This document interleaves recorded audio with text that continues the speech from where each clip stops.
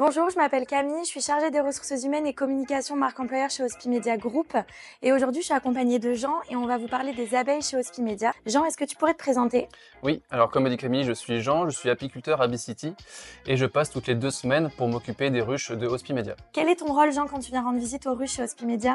Alors du coup, quand je viens, mon but ça va être de voir si la reine est là, si elle pond bien, si les ressources sont suffisantes et si la ruche se développe bien.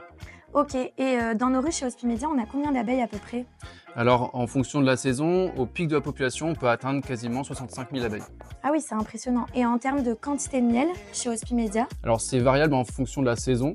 La saison dernière, les 2 ruches ont produit en tout 32 kilos. Jean, est-ce que tu pourrais nous partager des informations sur les abeilles, les ruches? Par exemple, pour 1 kg de miel, combien les abeilles parcourent de kilomètres? Alors en effet, pour faire 1 kg de miel, les abeilles doivent parcourir en moyenne 40 000 km. Ça équivaut à un tour du monde. Ok, c'est impressionnant. Est-ce que tu as un autre chiffre sur justement le kilo de miel? Pareil, ouais, du coup, pour 1 kg de miel, les abeilles doivent visiter en moyenne 5 millions de fleurs. Ah oui, on s'en rend pas compte. On connaît souvent les abeilles qui produisent du miel. Est-ce qu'il existe d'autres types d'abeilles? Alors oui, il en existe beaucoup d'autres. On appelle les abeilles solitaires ou sauvages.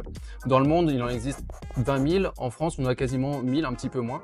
Notamment une abeille qu'on peut voir facilement, qui est l'abeille charpentière, qui est une abeille bleu-noire, on va dire, et qui a la capacité de creuser dans la charpente, dans nos charpentes de chez nous, pour se développer et faire leur nid. Ok, et comment on fait pour préserver toutes ces abeilles?